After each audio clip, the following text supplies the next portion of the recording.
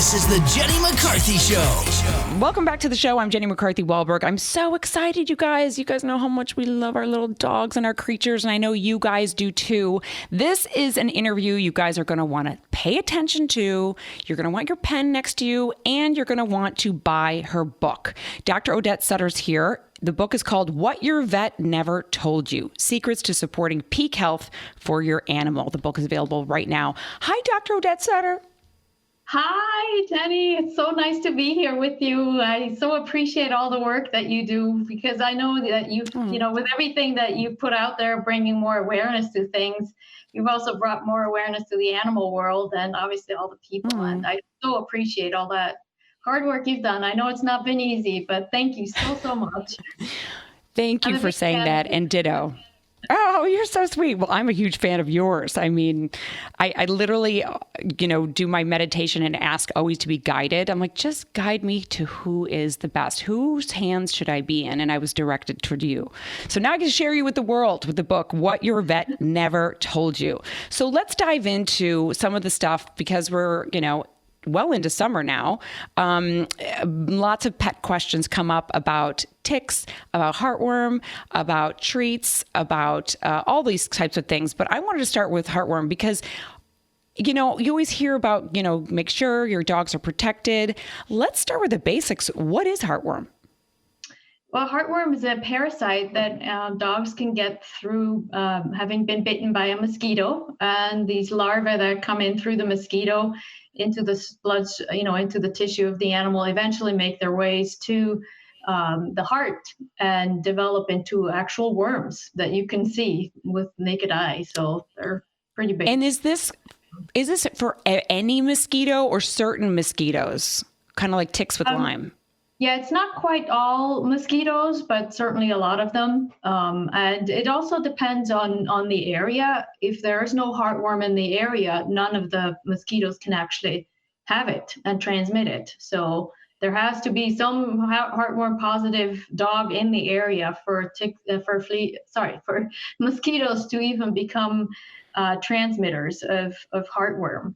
Because it goes through that's good to know. And then to the dog and then back to the mosquito. So if all of your neighbors are treating their animals for heartworm, doing prevention for it, the likelihood that your dog is going to get heartworm is very slim. Whereas in the South, where you have a lot of dogs, a lot of stray dogs, a lot of people who may not be able to afford heartworm preventatives and so on. We have a lot more heartworm positive dogs. And so there's also a lot more heartworm in the population of mosquitoes. And in terms of what we can do to prevent them, there are some better things on the market and there are some not so great things on the market. Can you guide our listeners to what you think is more optimal? Well, there are different versions. There are some people who don't do anything. They just do more testing more regularly, especially up in my area where prevalence is relatively low. Then there's natural heartworm preventatives that is more of an herbal that can be used. I've had 2 patients that I treated with this heartworm preventative, this herbal one, and they both became free of heartworm, basically. So that's what was the name of that one? It's called HWF. It's from Amber Naturals. So they don't have any studies out there for it. So I still want to be careful. So I recommend still testing a little bit more. So that's the natural one, and then there's the regular HeartGuard, Interceptor, those types. I'm not a huge fan of the ones that have a plus to it because they also deworm for parasites, for gastrointestinal parasites every single month. And I think that's totally overkill. And it's actually a big problem because it can end up creating resistance for parasites, which is a big problem that we have in the food animal industry and the horse industry. They have a lot of parasites that are now resistant to most drugs. And if the same thing happens for dogs and cats, then we're in trouble because then we don't have anything to deworm them. And then probably the worst is the injectable heartworm preventative because it stays in the system for 6 months.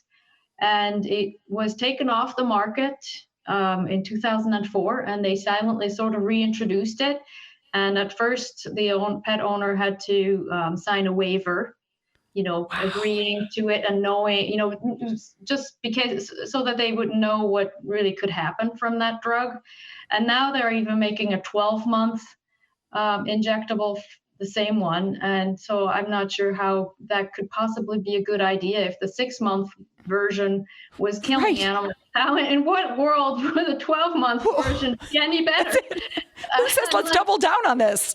Oh, wow, we're having terrible effects. Let's double down. It's honestly mind-boggling. It's crazy. I mean, a lot of the, it's insane. It's insane. It's a whole other book and topic about the greed. That's what I'll say. But let me billboard that again. So the ones that you guys see pros or plus or anything added, you want to kind of steer away from. Yeah. Because those can be harmful. Especially the multi-drug preventatives. They're the most dangerous, the ones that kill ticks and fleas and parasites and heartworm and, God knows what else they could kill. Well, the animal, I guess. No kidding. Stay away from those because those are the worst. Because I never recommend using heartworm preventative and tick flea preventative in the same week. Or the same, much less the same day. But with these drugs, it just puts everything together and there you go, very convenient, but, it could also very inconveniently kill your dog. Right. And seizures are a real big side effect for a lot of these medications. Vomiting, diarrhea, depression, liver problems, thyroid issues. Sudden aggressive behavior and death, nerve damage, fertility issues. I mean, you name it. Wow. A lot of these drugs can do that. I'm going to plug the book again. What Your Vet Never Told You. Secrets to Supporting Peak Health for Your Animal. And I know you guys love your little critters too, so get the book. So with ticks, do you think those kind of homeopathic neck bands work? Well, it always depends a little bit on how many ticks are in your area and, where you go with your animals. I don't think there's just a one size fits all. I think you probably have to do multiple things. But one part that's really important when it comes to any of these, creepy crawlies, as I call them, is to make sure the animal is healthy, because the healthier an animal is, the less attractive they are to fleas and ticks. And mosquitoes. I mean, you know it, right? You have somebody, you go out in the woods and you have somebody with you who's a mosquito magnet. They get all, they get bitten and you have nothing. And they have like loads of bites. Same with, fleas and ticks. So that's one of them. Oh my God, that's so funny. I didn't know that that's why. I just thought I maybe had too much olive oil all the time and mosquitoes don't like it, but maybe it's because my friend is not that healthy. She gets lit up. Right, I shouldn't laugh at that. Go with one of your friend's dogs, out in the woods, who's more of a tick magnet. Totally. So I want to talk about herbal remedies in general. If people aren't near a holistic doctor like yourself, where can they turn to besides your book for more alternative care for their pets? Well, there are a lot of veterinarians who are putting information out there via Facebook Lives, videos. I also have a video series. So there's a lot that can be done through that, just educating themselves. But unfortunately, most animals these days are getting sicker and sicker. Well, not most, but a lot of them. And so, having the guidance of a holistic vet, it can be very helpful. And a lot of us, we're also doing phone consultations, so they can also reach us that way, and we can support them. Obviously, legally, we can't really diagnose and recommend very specific treatments, but we can certainly guide into a direction of what they could address and look at and, kind of go from there. I have people, from Singapore who call me sometimes, from all over the world, and I help them as much as I possibly can. I do enjoy your Facebook page too, because you do go on live and help so many people. And I see people from all over the world chiming in. I'm like, oh my God, this is great. Like, I'm happy to see that people care so much about their pets. You know, they're putting out the information, they're sharing it, because we all have to work together with that. I mean, you're doing your part, you're sharing more information, so we're all in this together, together. I talk about dogs so much because I have a dog, but does this roughly the same advice you would give for cats? Yeah, although cats are a little bit different. Let's just put it that way. They're not my favorite patient in the sense that they will never do what I want. And so I tried to give them some herbs and they're like, yeah, no, not happening. No. They're just trying to poison me. So cats are different. I love them, but they can be a little bit of a challenge for sure. So we have to kind of come up with new things and different versions of things and try it out and figure it out. Because boy, just watching videos of cats and their how would I say it? Their wonderful personalities, I should say. I'm like, oh my God, it's hard enough to deal with humans. And then to have a cat like that, I'd be like, I'm not talking to you today. And some cats, they have this angry face. So you think that they're constantly angry, and mad at you. Right. But in fact, they're not, so That's very, very funny. I like them as pets, as my friends. As patients, they can be a little more challenging, but I bet. I'm talking to Dr. Odette Suter. She's DJ's amazing veterinarian. She's got a book called What Your Vet Never Told You, Secrets to Supporting Peak Health for Your Animal. The book is available right now. What about keeping your grass short during summer? Does that help anything? Certain shampoos or anything like that help out? If you keep the grass short, then there's less hiding space for some of the fleas and the ticks and mosquitoes as well, because, they kind of get dried out. And then shampoos, definitely, I mean, if your dog or cat has fleas, using shampoos will help. It doesn't really matter which kind of shampoo, really, because it will kill fleas, either way, because they drown.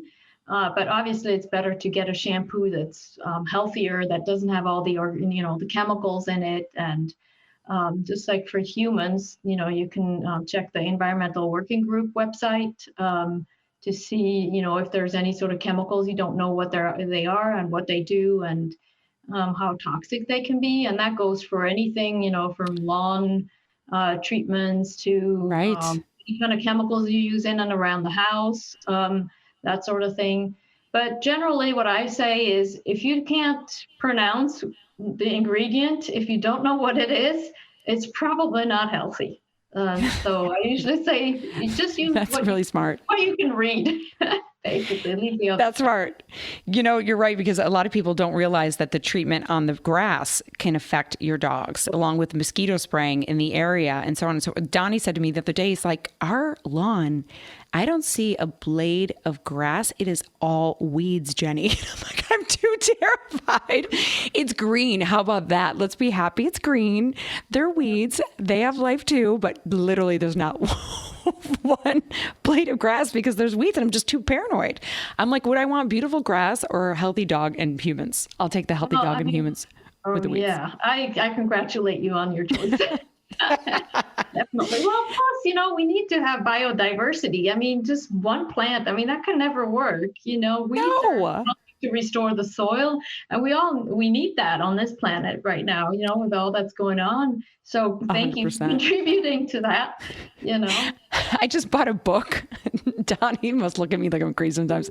I just bought a book on weeds to see which ones could be beneficial and if they have other hidden secret meanings and they're helpful. And he's like, what are you doing? I'm like, well, I see so many different kinds and I don't know what they are. And maybe they're special in some way. And why not learn about them? So I just got this giant book.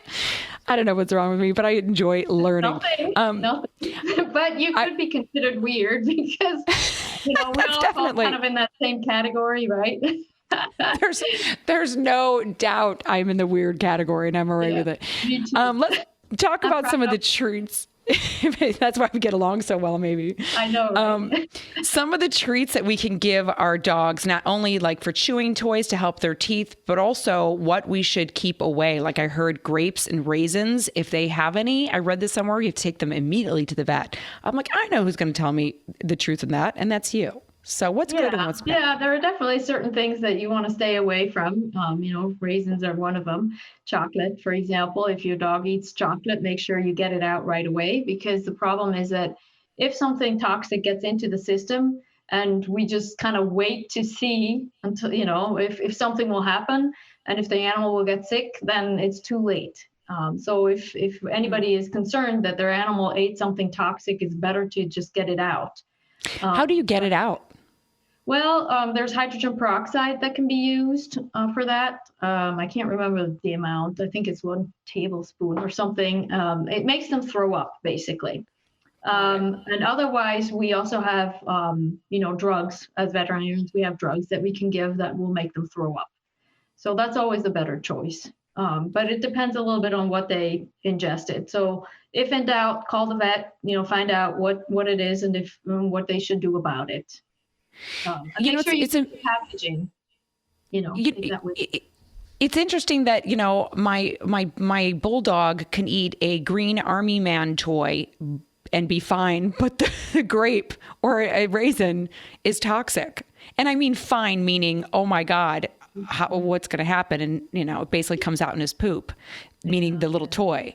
But that certain foods, is it because they can't break it down?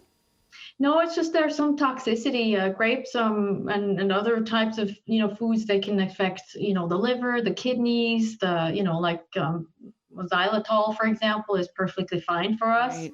But not so much for dogs. They can get very sick from that. So different organ systems just get affected by different toxins, and that's what then causes the issue.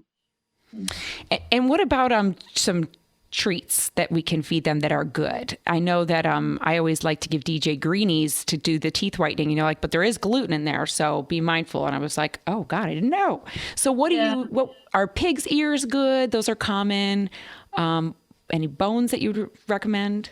Well, pig's ears, they have gotten a little bit of a bad rep recently because they had a lot of salmonella from that. So probably not the best idea right now. What I like as treats is just freeze-dried meat. It comes in little pieces. It's usually simple. It only has 1 ingredient in it. So again, the more ingredients, the worse it is. Just kind of like with our food too. They say don't buy anything that has more than 5 ingredients. Right. I think that's like a grandmother's thing. Same for the animals. I also prefer to have them on like a low carb sort of treat. So if it looks like a cookie, it usually is high in carbohydrates.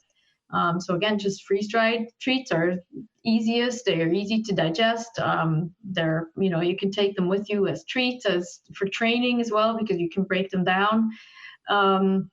For chew things, bully sticks are okay. They're, raw bones. If the animal can tolerate that, that can be okay. Although we have to be a little careful with teeth because they can break teeth as well. Oh, wow. But definitely staying away from anything coming from a strange country because it can have all sorts of toxins, right, mixed in with it. Rawhide, definitely run from rawhide. If you're giving your animal rawhide, make sure you Google that on YouTube and watch how they make it. That will pretty much break you of the habit of getting those. Those are terrible. They can, because as they break off pieces, when they chew them, it gets into the system and they swell, and then it causes blockages. And a lot of dogs actually die from these blockages. So, oh my God. Plus, it's loaded with chemicals. I mean, the way they make it, it just makes you want to go throw up somewhere. It's just, oh my God, it's terrible. So no rawhide. And rawhide can often look like jerkies because they dye them. They put nice colors on it. So they make them kind of look natural when, in fact, they're really, quite horrible. Oh my God. See, people? Yeah. And then jerkies, you have to be careful too. It depends on the country of origin because, again, it can be very loaded with all sorts of toxic chemicals that wouldn't be so good for the animals.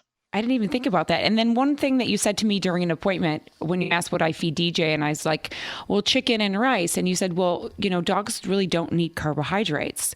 And I thought that was fascinating. I'm like, okay, when I go to the store, I see sweet potato mix with lamb and, rice. They're branded as always needing carbohydrates. Is it true? They really don't need carbohydrates? No, they really don't. I mean, in nature, if they eat a prey, they will probably get about 3 to 5% carbohydrates. And most of these, especially the dry foods, the kibble kinds of foods, they have somewhere between 30 and 50% carbs, so 10 times more. And that can, that's not healthy. It's not species appropriate. Plus these dry foods, they are highly processed at high heat. And so a lot of the ingredients that are put in there turn into carcinogenic toxins, so it's not good for them. And they've done some studies on that as well and shown that those animals that were eating a highly processed diet of, dry food have much higher inflammatory markers than the ones that are fed a species appropriate diet. Yeah. I mean, it makes sense. It's the same for humans. It does. It does. And inflammation, as we know, has the word cancer written all over it. And so many dogs now die of cancer. It's just... Right. It doesn't surprise me with what we're putting in them. Dr. Odette Suter, I love you. Thank you for your work. What Your Vet Never Told You.